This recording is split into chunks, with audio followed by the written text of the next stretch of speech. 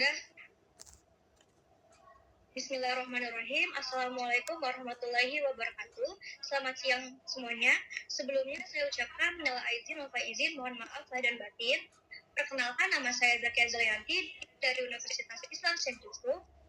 Saya ucapkan terima kasih banyak kepada Bapak Suwardi karena sudah bersedia meluangkan waktunya untuk diwawancarai.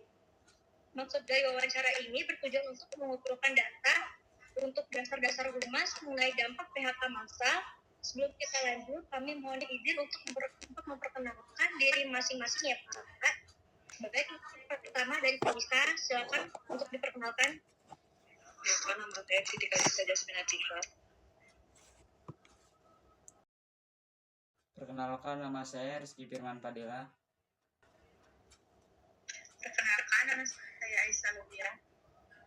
Baik Bapak, apakah bersedia jika saya mulai sekarang? Ya, silakan. Baik Pak, untuk pertanyaan yang pertama, apa alasan utama perusahaan melakukan PHK massal dan apakah ada dampak lain yang sempat dipertimbangkan? Sebelumnya, Assalamualaikum warahmatullahi wabarakatuh. Selamat siang. Waalaikumsalam warahmatullahi Waalaikumsalam wabarakatuh. wabarakatuh. Saya akan mencoba menjawab pertanyaan dari adik-adik yang nanti saya coba jelaskan. Dengan pertanyaan tadi, apakah alasan utama perusahaan melakukan PHK massal? Ya benar Pak. Ada alternatif lain yang sempat dipertimbangkan. Keputusan PHK massal itu bukan hal yang mudah. Jadi sebenarnya itu menjadi pilihan terakhir lah. Alasan utamanya biasanya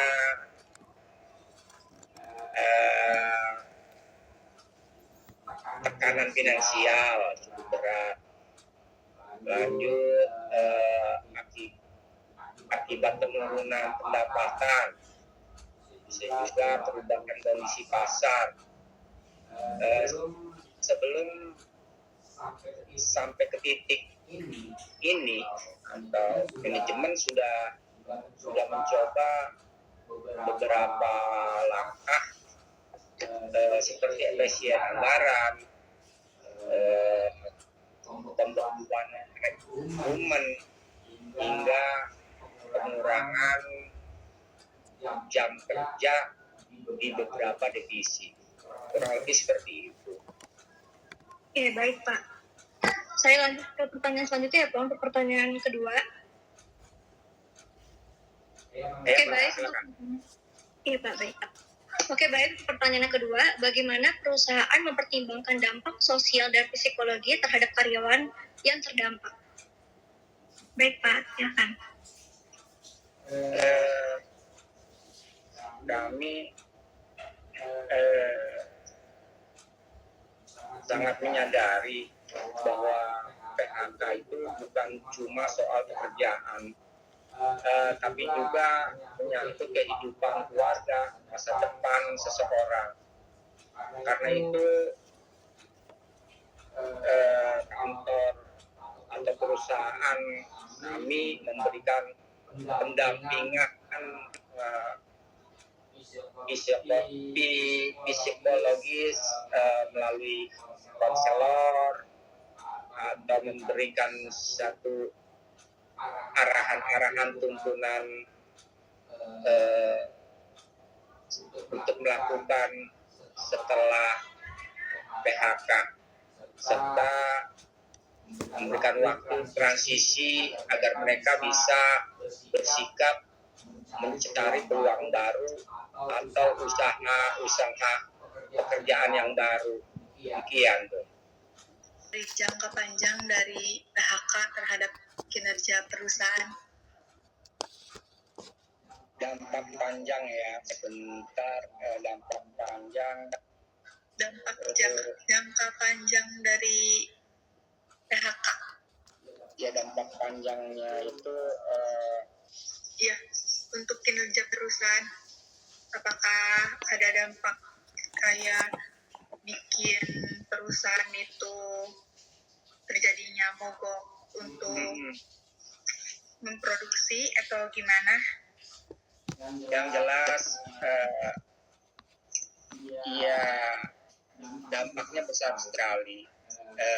Pertama ya, dampak citra perusahaan atau citra kantor kami. Tapi kami tidak menutupi kenyataan, justru dengan keterbukaan serta langkah-langkah perbaikan, kami berharap publik dan investor bisa melihat bahwa ini adalah bagian dari proses untuk menyelamatkan masa depan perusahaan dan karyawan yang tersisa. Jadi dia berusaha untuk meyakinkan, berusaha untuk memulai dengan langkah-langkah yang lebih baik lagi ke depannya, seperti itu. Sudah cukup, Pak. Terima kasih. Ya, saya sendiri terima kasih. Mudah-mudahan apa yang saya sampaikan dapat dipahami. Adapun kekurangannya